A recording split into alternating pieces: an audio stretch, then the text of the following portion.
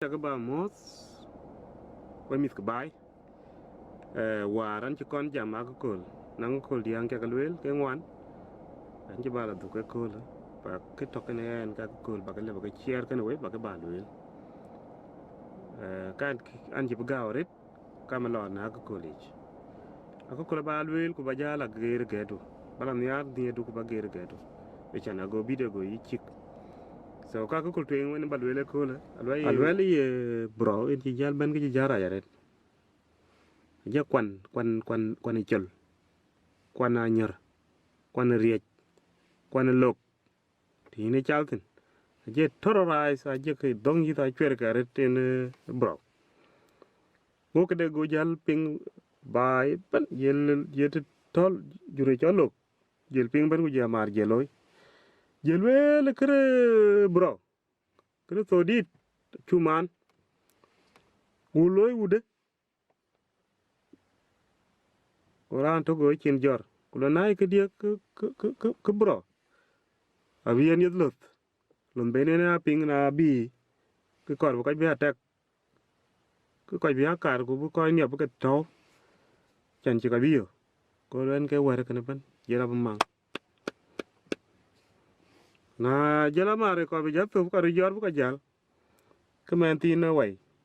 jere chin yal ku le kana ka ba ti ku le yang wi le limet yong le men yong kor bi men le ku wer to mare to chin de ber le go banyen lu ya mar lu chet banye jwira mar go le li cha ke men tin cha jam jamet ko met go jal jam ku je ti amar ben cha ping wel ben akal wel ku ke agri alwel ye bro en bla yendel yedlot bulot bla ka je yet ke kar bati man ben bro la ko yedlot ye nga en bro la yen yedlot ko pin la diworet charan bro jala bro jal ben lo jala ka je yet ku bro ka cham ngora che yok ko ka nyin jali je ban je ko nyin cha kiran yurat ran lo jala ka je bro yet lew so in ga chia ta ne bro kene luo aguru man ai ga chwer so bajal ge ri cha ga kul ke dun chinata ran in ga musul rti ko rti a jal ban ke ko pe rti a lo tir na ko ka je ga po worken a ban ke urti ji jara yaret oro dir go chua struggle bi ka calm down na chi ka jal calm down oro ti go chen freedom ko press chana che mi pet so a on ke jalo ro ki jalo ko je ko mat ku je ko le kre ko dir ka chu man ku ko lo ude ko ran to le na ke dia ka tem karat ke dadu ai diop daman de ne lo daman da kana loy wo ke kor ku gu loy ke kirpianda na ke go gam kana go ran to ke ko kar ko le ku tien un ja ka la ben wut ro dir ke yor ke ban tem garat ja nim lao a jal don ke young families ken na chi jal don ya a jal chen a wan ko tok ke me de jal nok a juruk bur go kror go ben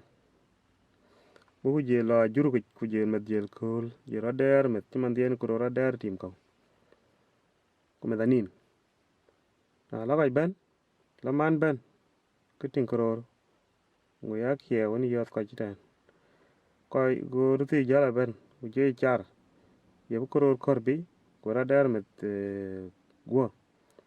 kalwa ka gudmet lel do ko lo ya gudmet ye bu ngoloy ko ni machat goran ja jam wat ko enang mun di tong ta pan e chile wok e ke chir kene de ko le ku de ko rana won che wun la taw ko lel kuna la mun di da wai la bay cha ka no go lel ka chuk nak na la mun di ni ti ton tin ka la bay go go kat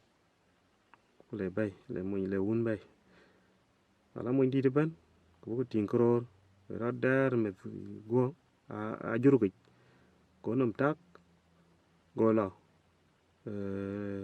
a tongol na piu ko la ko tinga go ki go ko le bay ko kana go pin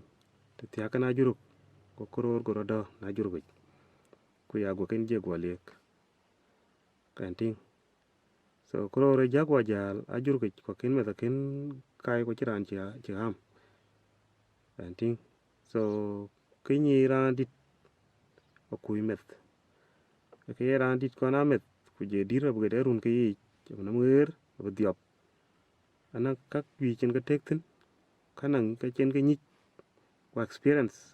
ko difficulties chen ka tek tin ku solution ban so ran dit diamond anang greater experience than met so we ya ka ping no wel ko dir anang nyik ko nyin gena adi ku halom tan ko dir so an ka ko kan ko kol det a ko kol de miur alwana miur ko keta miur ke diak miur ke a nyota tok na yiku nyota tok ka yikur ke kor bi ke chwer ko chin ti yo ke miur ke alwa miur tit miur ma char miur ma biur na chik dai jarier chin ti yo kor katin because a to ke united kwa nyota tok kwa li bi kor no ko la ku jel miur tok je dawe miur gara ku jel wel yin miur ma biur che yi nan chin miskala woni yin kulo kalis miskala di miur ma char ko miur ma lwal ai la nyot du tok kan chin miskala woni yin a cha kor ba ka kwanche go miur go lo ya la ku le ping wel ka wala ku le yo ka nyot de tok la ku dong yet ket be kur ba la ben tang miur ka ro bi tang miur ma lwal ku le yin an chin miskala an chin jamon yin an chin atar woni yin an chin tang woni kuin cha cham ran nang miskala miur cholti ma char na la nyot du tok ka pyat miur ma lwal ni la nyot du tok la ku dong yet ku choti ye dong nyu miur ma char ni jal gwa to yo kin kinam support yi ko le chi ran da ja kar je do naka and get the end of the story. The moral of this story is unity. If we united together, we prosper. White yam. Ye wa mat tok white yam. Torkero a che to nyital. Torke diak ka to nyatwa. Chin to ka cherar mang. Chin gero ka mang. Family nangit mo tok che kwat. Family nangit kilib kwat. Ana big together ka libi kwat. Na ya wechin mar we la tweng e pir. Courier eta una wechin. I think the moral of this story. Janyar boko ya lengwani, janyar boko ya lengwani, janyar boko ya dolwani, janyar boko ya lengwani, janyar boko ya lengwani. Wait.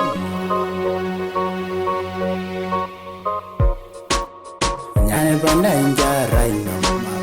nyane panda injarai no. Ngedian karbalakin, yenin karbagochintum, etunga kone na karbagochin. Kuyin buler madiambur, kuyin buler kamar pana. Baby in buler madiambur, kuyin buler kamar pana. Adura penchamo, anchekore rejim, ine bagakatanga. Nano ngamu mienka yemonjamya. Mienka ye monjan dia, nangedian karbalakin, yenin karba gochentum etunga kalina karba gochin koyin buler madembor koyin buler kamar pada baby